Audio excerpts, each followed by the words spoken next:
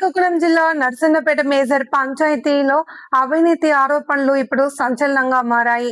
ప్రజల కష్టార్జిత డబ్బు లక్షల్లో కాదు కోట్లలో దోచుకుంటున్నారన్న ఆరోపణలు గట్టిగా వినిపిస్తున్నాయి. బాధ్యత వహించాల్సిన అధికారులు మాత్రం మౌనం వీడడం లేదు. అక్రమ కట్టడాలు, ఆక్రమణలు మాత్రమే కాదు, అక్రమ బిల్లులు మంజూరు చేసి ప్రజల సొమ్మును దుర్వినియోగం చేస్తున్నారన్న ఆరోపణలు మరింత ఆందోళన కలిగిస్తున్నాయి. ఇంతకంటే షాకింగ్ విషయం ఏంటంటే జైల్లో ఉన్న వ్యక్తికి కూడా జీతం చెల్లించారన్న ఆరోపణలు బయటకు రావడం. ఇదే నిజమైతే అవినీతి ఏ స్థాయిలో ఉందో ఊహించుకోవచ్చు. ఇక గ్రామ పంచాయతీ కార్మికులు చెబుతున్న బాధ మరింత కలిచివేస్తుంది. వారి జీతాల నుండి ప్రతి సంవత్సరం లక్షల రూపాయలు కట్ అవుతున్నాయని ఆరోపణలు వినిపిస్తున్నాయి. గ్రామ పారిశుద్ధ్యాన్ని కాపాడే వారికి న్యాయం లేకపోతే ఈ వ్యవస్థ ఎక్కడికి వెళ్తోంది? ప్రజలారా, ఇప్పటికైనా మేల్కొనాల్సిన సమయం వచ్చింది. రాజకీయ నాయకులు, అధికారులు స్పందించాల్సిన అవసరం ఉంది. ప్రజల సొమ్మును కాపాడడం ఎవరి బాధ్యతతో ఇప్పుడు సూటిగా ప్రశ్నగా మారింది. ఊర్లో ఉన్న నర్సన్నపేటలో ఉన్న ఎంతోమంది అధికారులు కానీ మా ఆఫీసులో ఉన్న ఈవో గారికి ఎంతమందికి చెప్పినా సరేనో మాకు ఎవరూ న్యాయం చేయలేదు. చివరికి ఊర్లో ఉన్న అధికారులు మాకు ఏదైనా బాధ వస్తే అధికారులకి చెప్పుకుంటాం. అలాంటి అధికారులే మా రక్తం పిండి మా సొమ్ము ఇలాగ దోచుకున్న తర్వాత మేము ఇంకెవరు చెప్పగలం. అందుకే మరి ఇక్కడ ఏమీ న్యాయం జరగలేదని మేము శ్రీకాకుళం జిల్లా కలెక్టర్ ఆఫీస్ గారికి వచ్చి ఇక్కడ కలెక్టర్ గారు అసిస్టెంట్ గారికి కలెక్టర్ ఆఫీస్లో ఉన్న డిఆర్ఓ గారికి మా బాధలు విన్నవించుకొని మేము ఒక లెటర్ అయితే ఇవ్వడం జరిగింది. ఆయన ఇవన్నీ పరిశీలించి మాకు న్యాయం చేస్తామని హామీ ఇచ్చారు.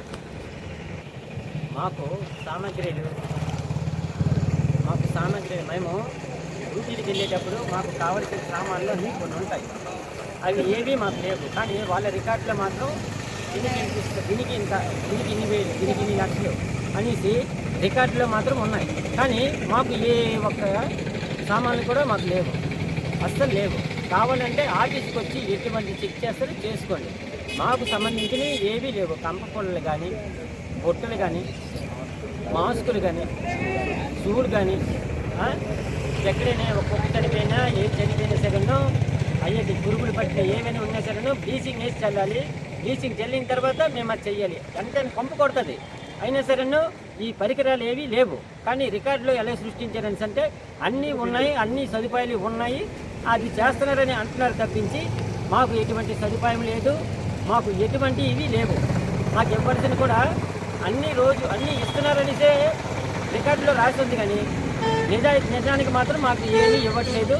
మేము ఇలాగే వెళ్తున్నాము. ఈ పురుగులు పడిన ఈ చేతులతోనే ఎత్తుకొని ఆ పంపు భరించి చేస్తున్నాం. మాకు ముఖ్యమైన విషయం ఏంటంటే మాకు ప్రభుత్వం వారు బట్టల కోసము సంవత్సరానికి 9,500 ఇస్తున్నారు.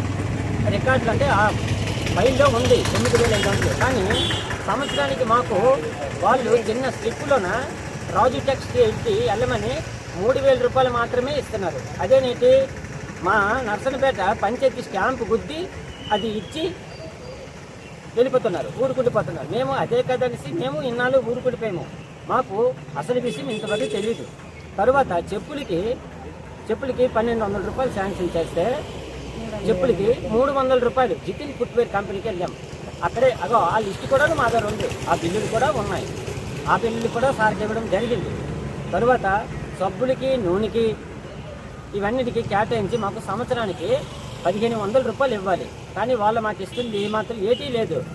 2 రూపాయలు 2 లీటర్ల కొబ్బరి నూనె, తర్వాత 2 సబ్బులు 2, ఇంకేదో చీప్ క్వాలిటీ సబ్బులు అవి ఏం క్వాలిటీ మాకు తెలీదు. ఆ ఒంటి సబ్బులు అవి 2 ఇస్తున్నారు. అంతకుమించి మరి రేట్ లేవు.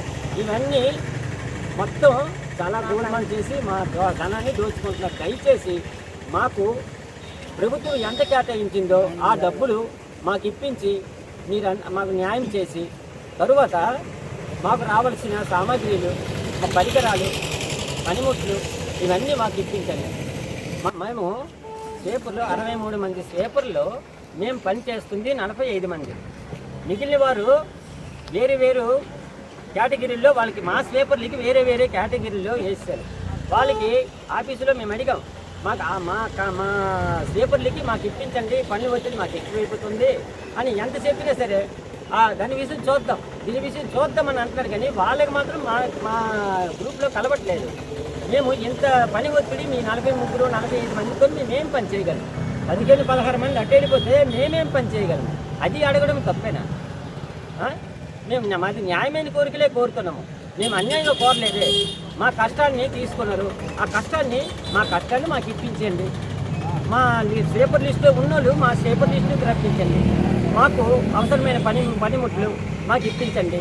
తరువాత మాకు స్టాఫ్లో ఎవరికైనా ఎటువంటి పని మీద ఏ దెబ్బ తగిలినా ఏది తగిలినా సరే దానికోసం కూడాను ఆరోగ్య పథకం కింద కూడా పెట్టారు. అది కూడా మాకేం జరగట్లేదు. ఏమి జరిగినా సరేనో వాళ్ళు రెస్పాండ్ అయితే మాకు అంతే చాలు. అంతేగాని పని మీద దెబ్బ తగిలినా సరేనో సెలవులు గెలువులు అంటే మాకు లేపని పరిస్థితి ఏదైనా సరే ఆబ్సెంట్లు వేసి మా జీతాలు కొట్టేస్తున్నారు. ఆ ఆబ్సెంట్ డబ్బులు కూడా ఎక్కడికి వెళ్తుందని కూడా మాకు తెలియదు. మాకు ముఖ్యంగా ఒక కాంట్రాక్ట్ ఉన్నారు. ఆ కాంట్రాక్ట్ ద్వారాగా ఆ కాంట్రాక్ట్ మాకు వద్దు. ఎక్కడ శ్రీకాకుళం జిల్లాలో ఏ పంచాయతీ ఆఫీస్లో కూడా కాంట్రాక్ట్ పద్ధతి అనేది లేదు. ఆ కాంట్రాక్ట్ పద్ధతిని తీసి మాకు రెన్యువల్గా మా సొంత అకౌంట్లో గవర్నమెంట్ ద్వారాగా జీతాలు వేయమని అంటే మాకు వేయట్లేదు. అంటే ఓన్లీ మా స్లీపర్లు వెంట బతిమాలినా సరే వేయట్లేదు. మీకు అలాగ అవ్వదు అని అంటున్నారు. మా పంచాయతీలోన వాటర్ ట్యాంక్ వాళ్ళకి డైరెక్ట్గా జీతం వేస్తున్నారు. తరువాత డ్రైవర్లకు కూడా అక్కడ నుంచే జీతం పడుతుంది. గవర్నమెంట్ ద్వారా జీతం పడుతుంది. తరువాత ఇది మేస్త్రికి కూడాను అలాగే పడుతుంది. ఒక్క మా స్లీపర్లకి మాత్రం గవర్నమెంట్ ద్వారాగా పడడం లేదు. కారణం ఏమిటని అడిగితే నీకు పని నుంచి తీసేస్తావు, నువ్వు ఎక్కువ మాట్లాడుతున్నావు, ఇదే తెలిసి బాగుతున్నారు. మేము గొడవ పడలేం కదా. మేము కూలి పని చేసుకున్నాము. మాకు ఏ కష్టం వచ్చినా నష్టం వచ్చినా చూడాల్సిన వాళ్ళే మాకు ఈరోజు మా రక్తం పిండిసి మా చెమటలు మాకు తగ్గించి మాకు తిండి చెప్పలు లేకుండా ఈరోజు మేము ధర్నాలు గిన్నాలు ఏం చేయలేదు.